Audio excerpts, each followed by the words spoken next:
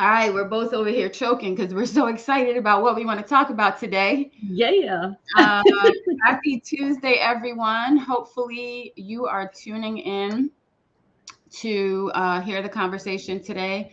We'll be sharing some of those lessons and insights that we've seen over the years and how you can get ahead of ensuring that you're protecting your brand, growing your revenue from the standpoint of understanding your customer. So, Deanne, I think this is really timely because what I've recognized is in more than 90% of the projects that you and I um, are a part of, we uncover insights that we did not expect. And these things Yeah. typically come in the form of technical defects, other aspects of the customer's journey that we're not asked to focus on. And so it's a really, really good time to have this conversation. Yeah, it's an excellent time because I think, like you said, we're constantly working with clients and having this come up, but also just, I think I mentioned that number I saw recently from Harvard Business Review about the failure rate of new products. It's eye Mhm. opening. Some things you can't prevent, but so much of it is just from missing a little piece in that journey of understanding your customer, that workflow. And when I say customer, I think this is worth noting. It's not always just that end user you have in mind that's Right. going to impact the adoption of purchase, adoption, engagement with your product. You need all of those. Water time. You need all of those now, especially in the cloud-based world we're in, because people can pay for that 1 month. If they're not engaged, then you're just hoping they forget they're on a subscription, because otherwise they're not renewing or they're not making that final purchase decision. So Mhm. yes. I saw a post yesterday on LinkedIn where someone was talking about how they had signed up for a subscription and how difficult the company made it for them to go back and cancel that subscription that they were no longer using. And this was a mail subscription.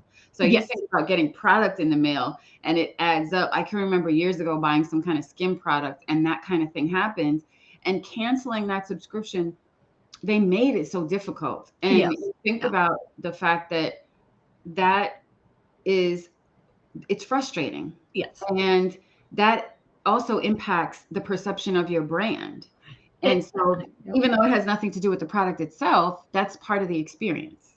So Right. And now you have a detractor out there who is because telling I'm the first everyone. person, I am the first person to complain because it shouldn't, you have to think about that entire journey, not just the product in use, Yes. but everything from awareness to securing the product to getting service or renewals or whatever it is around that product. And I feel like a lot of organizations forget how important that is. Yes. And 100% of the time throughout my career, it has been about that product use and that focus on product use.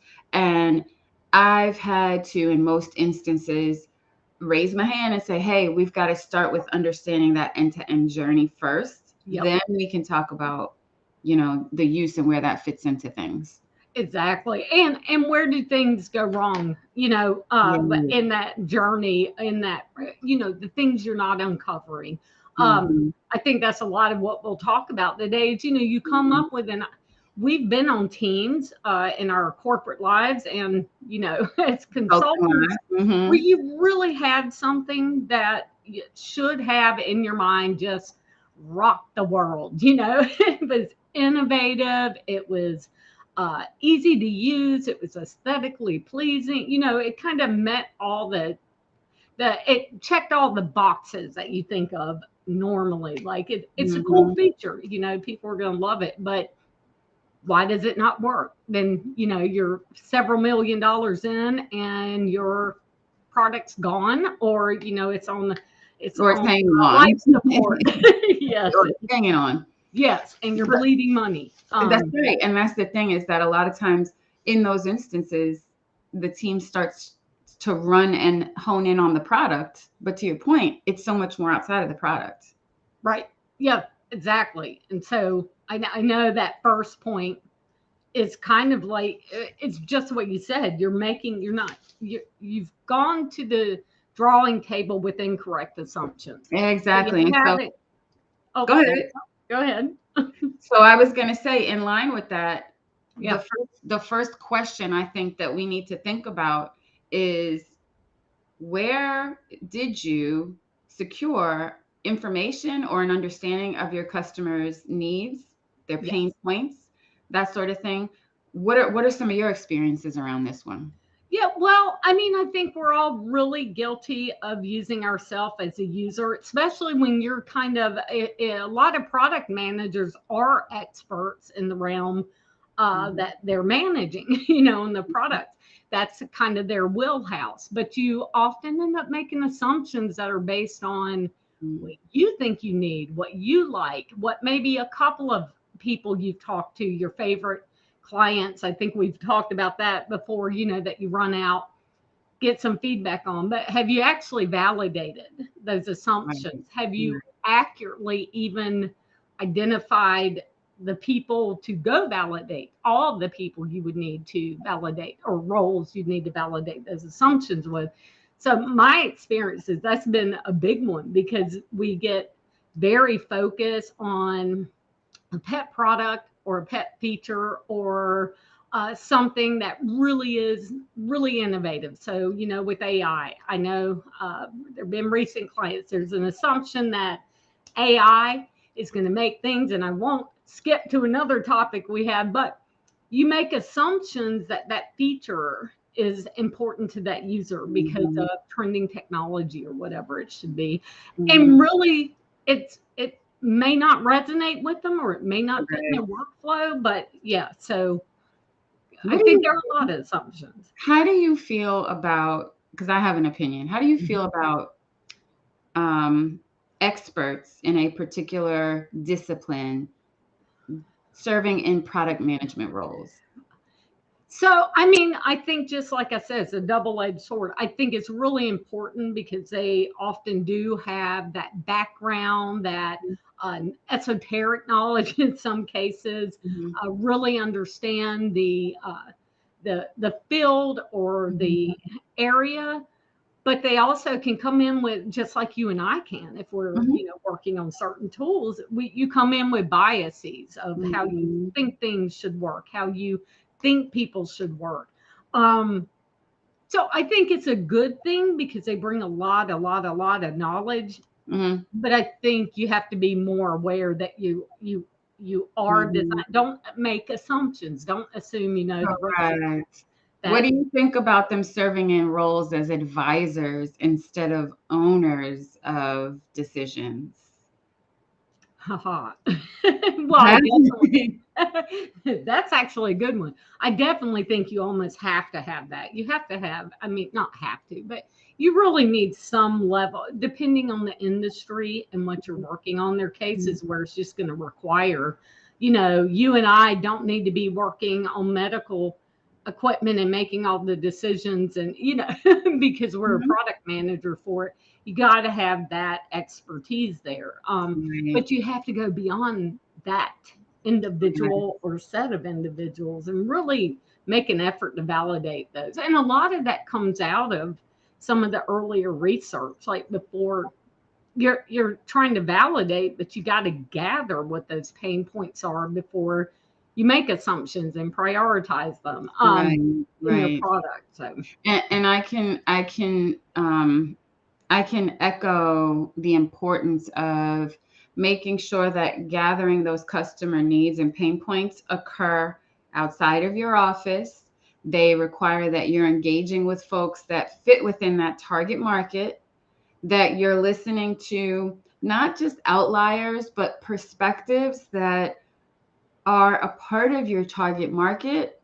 And sometimes they may be different or go against the grain, but you then want to go and get additional data or detail to figure out, is there something here? And when you're asking those questions, having or being prepared with a set of questions around questions that are not biased, like you said, questions that open up them providing you with detail, but you not driving them in the direction of what you think the solution should include. And that I love that you mentioned that, because that's one of the biggest issues I've seen. Mm-hmm. If you ask in a biased way or leading way, or if you kind of just steer your research, you can almost get any answer you want. And we all know people love to say yes. Oh, do you like this feature? Yes, I do. Mm-hmm. Turns Mm-hmm. out it's not enough for them to buy or use a product Mm-hmm. necessarily. So you have to be careful in the way you structure that research and those sessions, the validation as well. Correct. And But go ahead. I was just going to say, if you make, I don't want to say poor assumptions, because sometimes they're pretty good assumptions, but you haven't validated them and they're wrong. I think one of my favorite cases of this, and I say favorite with a learning experience, was Mm-hmm. we did have a group of experts at product management, people we were consulting with, and there was this kind of broad, big end-to-end solution we were looking at for helping just people manage their offices. Mm-hmm. I'll leave it at that. And there was this assumption that everything starts with, document management, or, Mm-hmm. managing your clients. Mm-hmm. That was true, that people, when you did some of the research, that was a huge part of what they were doing. Mm-hmm. What they didn't know was, that's great. Everyone said, yeah, that would be nice. I need to do this and I need to do that with managing my clients. Mm-hmm. But you forgot a big feature that was their biggest pain point. So it wasn't prioritized correctly by not validating that importance. And once it was introduced, and it was in a totally different billing realm, so it had nothing to do with contact management, we actually did see like a 30 to 40% increase in signups for the product. And this was a subscription-based product. So it was a very big deal. It stayed flat until it was figured out. We went out there and figured out that's not their pain point. That's not going to make them pay you and subscribe to your product. Right. Anyway, don't want to get sidetracked, but that was a really big one. It went from almost zero revenue to, I don't want to put a number on it, but millions. Like as soon as this piece was rolled out. That one critical feature that wasn't even understood to be an important feature initially. Interesting. Yep. I think about companies where, for example, we were looking at a product where the whole point of the product was to provide content on your phone so that ultimately the revenue opportunity were in the ads. Yes. And so when you think about that, we don't love ads, but obviously they captivate some of us. And so in looking at the usage of that product, you cannot remove the ads completely, because that's where the rev share opportunity exists. Yes. But you also have to understand what is that delicate balance. And so what we learned was users were tolerant of ads if they were not too frequent, but also if the ads were some things that were relevant or targeted them in terms of things that they might be interested in. And so the feedback that we had to give to that client was around the fact that your ads are disruptive, but if you want to make them less disruptive because they have to be there, you have to consider changing things in this way. And the other interesting area of focus was that the needs or the pain points they had around the other content that they didn't necessarily know was important was like, if I see something in my feed,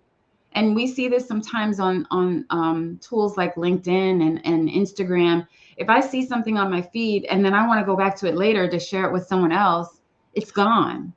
And unless I've done something to save it or share it, it's gone. And so that was a big point of contention for the people that we engaged. The fact that that content is gone, but they want to go share the joke of the day with somebody else, but they can't find it anymore. Right. or you see the engagement drop off. So, and that's important with things that are kind of the ad driven revenue. If in that application you are being too disruptive with them, people are going to start, they're just going to disappear. Yeah, you just see that big drop. So let's kind of shift gears in terms of that particular scenario. One of the things that were interesting in us getting that project started was that we were told to target people on a certain, we were told to target people on Android devices. Okay, so simply we looked at the graphics that fell within Android devices, but what we learned is when we dug into that a little bit, it was specific individuals in that market, and it wasn't your higher end phone that you get from a provider, a data provider, or a solution provider like an AT&T and a T-Mobile.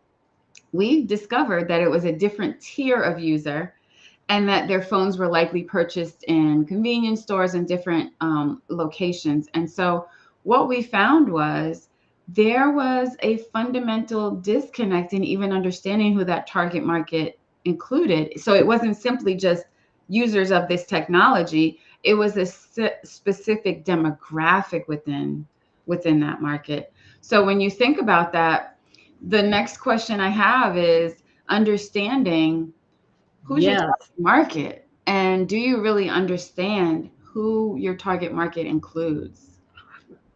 Right. Your audience or audiences. Yes. And this is a repeat because for me is if you are targeting the wrong ones. Okay. And I love giving this example and I give it all the time, but it's a recent project where they had membership cards and they tested with their prospective members, people who would pay to join. But what they didn't test when this card was used for different services, that's how it was used. What they didn't do, so their focus was on that target market, the people, and they had that right. Here are the people who would likely subscribe, and we'd send that membership card, and then they'd go get services. They had that correct. What they didn't have was they had a whole different market audience they had to deal with, and that's the people who have to take the card. So literally spent millions launching this program, tried it in beta for a year before this is when we were called in, a consulting engagement. Well, it turns out there were the people providing the services didn't understand little things the model, so they were rejecting them. Well, what do you think happened when people were paying for this service, this membership, but they couldn't use it anywhere, or it became an absolute nightmare for them to use it anywhere. So, and anyhow, it turned out, hey, look, you're not meeting their requirements on a whole different audience exactly that you're dependent on. And so in this case, the initial stage, there were little tweaks to the card based on the service provider feedback. And that's another one where there was just a huge, I'd have to look at that number, but I think they saw something close to a 70% change in acceptance of it just by making, a 5-minute change to the card with some specific text on it. That was it. That's huge. That's huge. And it's funny that you mentioned that scenario because it goes back to the workflow or the journey. And what I think we forget sometimes is that in defining your target, it first starts with you understanding that journey, because what you're talking about is after the decision-making process and the purchase of this service, in that journey, there is now some amount of output that is handed over to another individual or another organization. And what wasn't considered is how do they consume things. And I always in my classroom teaching, I always talk about inputs, actions, outputs. And for every individual in that journey and at the different stages, you have to think about the input, actions, and outputs. But who is the next person that is receiving that output and where are those inputs coming from? And that's a really good example, just like with the medical device scenario we talked about before. There's a referring physician that is outside of the target user of the device. And then once that procedure is conducted with the device, there is someone who then has to work with the patient. And so in that journey, there are different target individuals, but you've got to understand all of them, not just the person, don't put those blinders on and just think about the individual using the device. That's where you get yourself in a world of trouble in terms of adoption and usage. Right. So now you're not going to sell that $300,000 device again, because someone down that line who's not in that medical downstream won't use it, or causes so much churn. Correct. In that case, the doctor said, "Look, I'm going to stick with the tried and true. This is, I'm losing money." So that was another great example. And I was going to say that so in a lot of cases or a lot of instances, clients know that there's something that's not right or something that's going wrong, and it usually starts with churn.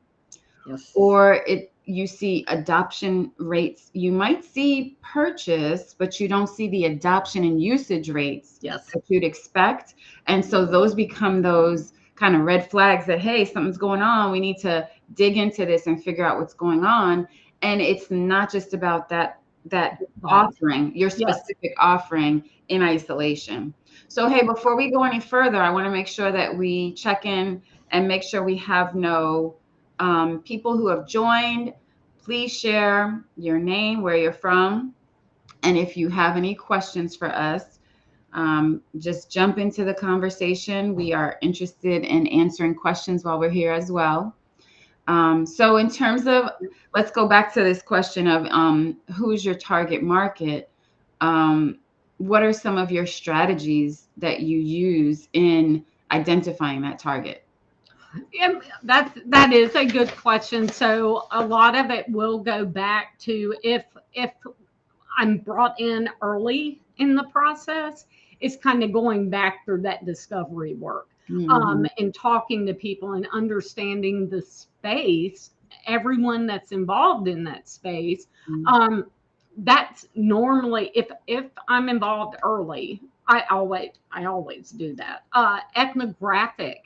I love ethnographic work, but I'm not necessarily, the follow me home type visits. Right. I'm not necessarily married to those, but when you start getting into some of these complicated relationships and workflows that involve multiple people, I find being able to sit somewhere, and I think the medical device was a great example because that's what uncovered it. Doctors want to talk about what doctors want to talk about and the things they don't like, and maybe say, hey, and this is a little bit of a problem over here. But it's really when you're sitting there and you're watching it and you're kind of doing that day in the life and following that, whether it be the patient or the doctor, all the way through to a degree, all the different stages.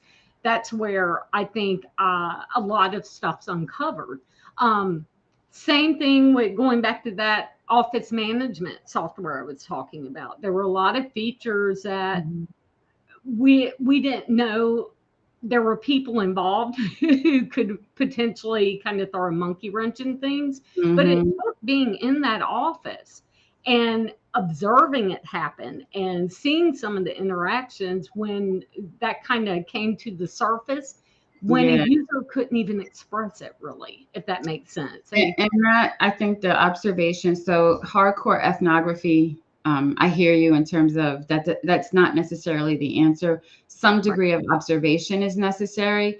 What I keep hearing from clients is bringing in someone who is either objective and or expert enough to understand where to ask those 5 whys. So where do I ask the 5 whys around what I'm seeing or what I'm hearing? Because that's where you then identify that, oh, there's someone ahead of or upstream from who I'm talking to now, or someone downstream from the person I'm talking to now that has some influence on the adoption, the usage, that sort of thing. Another thing I think is very helpful is, surveys are your friend. So starting with a huge quantitative survey that gets at some of that demographic information, and then what can fall out of that is data around your opportunity, your white space, and then some demographics that give you a good start to who to then engage around the opportunity, around the product improvements. And that gives you a good starting point to understand who your target is, but also who your target is not. I always think it's important to engage individuals who are not your target, so you know who not to focus on, and you have a persona or picture of them, not literal visual picture, but you have an understanding of their characteristics that allow you to then make sure that what you put out there doesn't resonate with them because they're not your target. Yes. And at what stage, it's does the target, your target audience vary by stage in that purchase making decision. So I think this marketing and messaging, even features, but mainly the marketing and messaging. A lot of times the decision makers are not your end users. So what is going to resonate with them is going to be very different with what is going to resonate with the end user. Of course, they play on each other. Sometimes your end users aren't happy. They're going to be pushing back to those decision makers to think of another solution. But I think that's another big one I've seen a lot is messaging isn't really looking at who's the stakeholder, who's the at that point person at that point. And something that I had a conversation about earlier today was the fact that when you look at what we're doing in terms of helping to get clarity on those opportunities, those revenue growth opportunities, the reduction of friction in using your product, it's very much like calling up the HVAC technician, or my car's not running right. You bring it into the shop and you realize like the engagement in answering these 3 questions starts with understanding that there's something that's not right, or there's something that's going on and I can't put my finger on it. And you think about when you take your car in, you have one data point potentially that the car's not running like it should. And you don't know why. You don't understand how to address it, but you know that taking it in there and using that as your starting point then allows the expert, the mechanic, to then go in and diagnose and then figure out what is the course of action to take. And that's the thing, is that you have to think about answering these questions from the standpoint of, do I know where the problems lie? And even though I might identify where those problems exist, are we capable as an organization to get these answers? Do we have the right experts in-house to do that work? Or do we need to pull someone in? And in some cases, pulling someone in is actually more beneficial because they have a level of objectivity and they're not emotionally invested in the organization. And I think that's where, sometimes you can get, if you're in-house, you can get attached to the people who make themselves available to give you, their feedback or their insight, and then they become your target. And then you forget about all of those quiet people or the ones who are harder to gain access to. And you recognize, hey, we're missing a whole segment in our target market. Or you don't even know that you're missing. I was about to say, a lot of times you don't even know. I would say 60% of the projects we take on, it turns out that the lack of audience is either not defined or you're missing someone, or not well understood in terms of right people, right problem kind of thing. So that's an interesting one. All right, so 3. Now, what'd you say? Oh, I was thinking I went number 3. Number 3. So we talked about that journey. So I think it's important to not only focus on that journey, but in that journey, it's understanding your customer's workflow. Yes. And do you have a workflow that sufficiently articulates the inputs, actions, outputs, the who, what, and where? And do you know what to do with those things in the solution design process? So what has your experience been in terms of the customer workflow and where those gotchas have occurred where you didn't have it? Well, a lot of the gotchas is you have an incomplete workflow. If there's been any workflow type of activities done, really trying to break out the workflows, look at who the players are, look at the resources they use. And I think what you've been going through lately is a perfect example of that. You got to look at what they're doing today. What's the current state of their workflow? What's involved? Who's involved?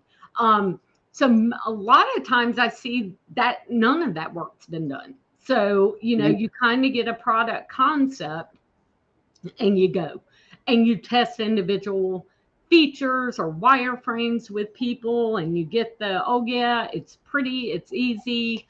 I like this feature, but it's like, yeah, you're testing them in isolation and you're not looking at the complete end-to-end flow of how things, the actual workflow. So I have found people do it in a lot of clients due to time constraints, sometimes just due to they think their assumptions are right and they're incorrect assumptions, but they kind of do a workflow in a box if they do one. But I've been in a ton of spots where it's like there isn't a workflow. It's like, okay, can you talk to me about what are they using today? What's their workflow? And it's like crickets. They don't know. And it's crickets. So they don't know. And I think that also speaks to the decision around moderated and unmoderated usability testing, for example. So unmoderated usability testing might occur using an off-the-shelf solution where you throw your wireframes in there, a few subjective questions or a survey that you ask people that you're recruiting as participants. And there is some benefit in that exercise. You get the feedback in isolation of what works within that interface. But what you lose are the individuals that I've engaged the right set of people, because we're talking about people who are technically proficient and in a database of users.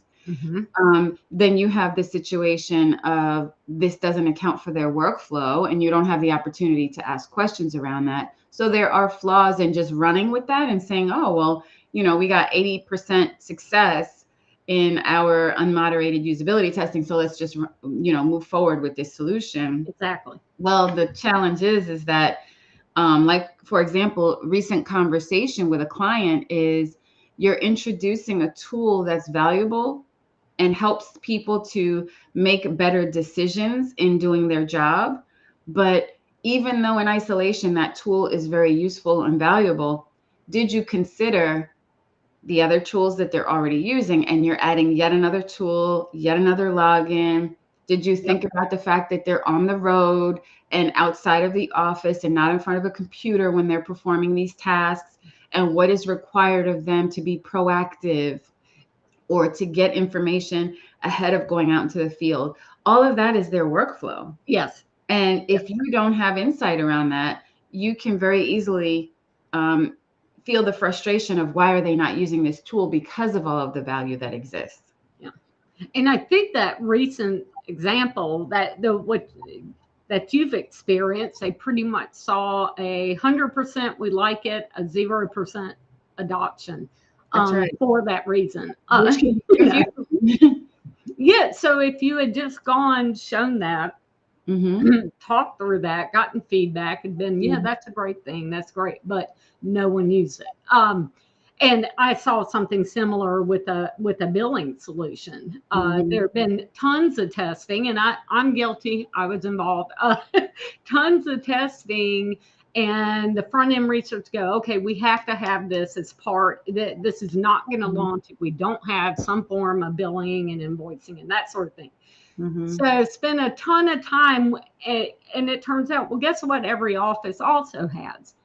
QuickBooks, you know, Right. and it's like, you know, we have all our other data in your system, so it makes it easier to do billing there. But now either my accountant or when I'm starting to do the books, I've got to manually, you know, get everything to QuickBooks. So while I like your billing solution better, I'm going to stick with QuickBooks, but then that adds a new requirement of integrating, now having integrations with QuickBooks. And that's the thing I think we forget about is how do we look at leveraging APIs, integrations, all those ways in which we keep people in fewer tools, but give them the value or the best piece of all of those different applications we expect them to use. Right. You know, and when I think about workflow, I think about creating an app, an experience where the app was about going to a physical machine. Yes. So it was about going to the machine and then being able to log your performance or your activity on this machine that's kind of out there, in a bar, in a store, that kind of thing. But it required you to scan a little, like a QR type code or a key that's on that physical device. Well, in building the app, the team did not think about how are we getting data to even use the app? How does that data get into the app? And so again, that goes back to workflow and understanding that you've got to consider those inputs, actions, and outputs, because the inputs required that you created technology on those that physical hardware that's out in a store and everywhere else, and that hardware can then talk to your app. Otherwise, it doesn't have any, there's no need to use the app because you can't get the value out of it. Right. So that whole workflow piece is really, really critical. It's really key. But we have about 7 or 8 minutes left. Is there anyone on that's got a burning question? We want to hear your name, where you're from. So don't be shy. So what are some of the fun things about capturing workflows that you either enjoy in the exercise or a really interesting experience that you've had? Interesting experience. I think most of my interesting experiences are those gotchas when you're looking at the workflow. And I like, and the point you made, the context. So the context in which, and discovering that, how are people working based on not only their tools, but you actually mentioned that the context can change in which someone's using something. You know, I'm going from mobile, I'm going from on the road to in an office to, you know, big screen laptop. So I think I've always enjoyed uncovering that piece. I like the hunt. You know, I actually like the gotchas. When I'm out there doing the research, and I like them because it's like, oh, look, that would have been an easy, you know, and what else do we love? We love when you work on a project and you see it going from a potential utter, you know, we got to just pull the plug. Yes. To uncovering these gems and or these learnings and watching it accelerate, you know, the adoption rate or the revenue it generates. But I don't know. I don't know if I could name a specific something really favorite. I just enjoy going out and seeing how, I think there's so much to be learned from not only what people tell you, but just watching what you see. What you see. And you know, in 100% of the experiences that I've had, the assumptions that the team had around their user, those assumptions were in some cases validated, in some cases not, but in 100% of those instances, there were new things that were discovered, new learnings that were discovered around people's behaviors or their thought processes. And those things were not well understood or even known ahead of that work. And you know, it's not as if we can say that we deserve 100% of the credit for the work that we do in terms of that brand kind of value and increase in revenue.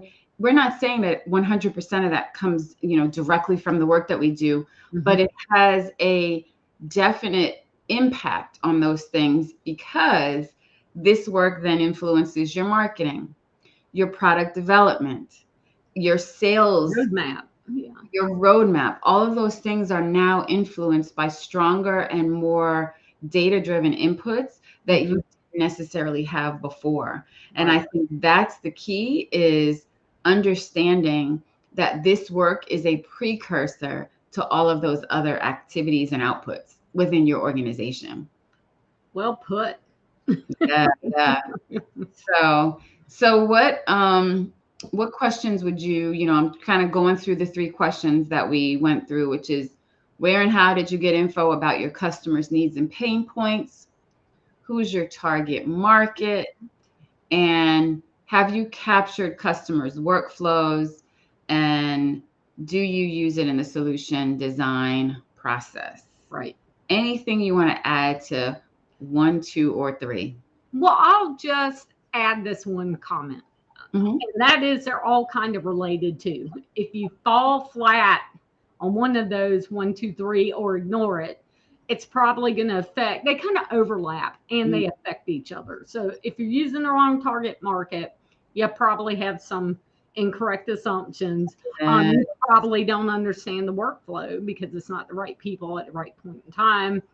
And you know their needs and pain points as effectively because you got the wrong people that you're engaging. Exactly. So it's all related. It's all related.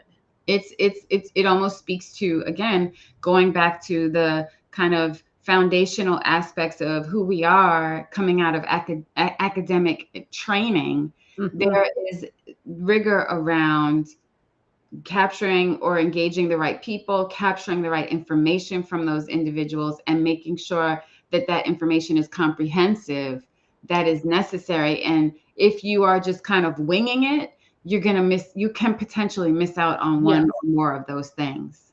And that whole synthesis, that synthesis and analysis of that data, it's really important too. So you have to do due diligence once you do all this discovery and workflow diagramming, is then synthesizing all that, synthesizing and analyzing it and what that means in terms of whether it be marketing messaging, the product offering, features in the product. Maybe, hey, we don't need to do.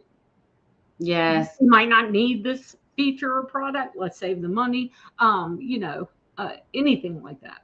And for me, when I look across projects, no matter, industry agnostic, customer or target market agnostic, what ends up happening in at least 75% of those instances are things or forces outside of that product use are influencing adoption and usage. And that's the part that I love about what we do, is that you uncover things that are ahas for the organization, but also as the person doing the work, it's surprising to find that there are factors, whether it's other people in the workflow or environmental factors or circumstantial, that have an impact on how well or how that product's success goes, in what direction it goes in.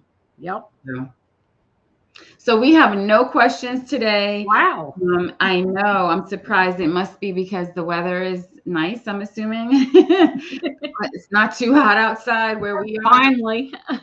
Right. So anything that you want to share about the horses that's going on?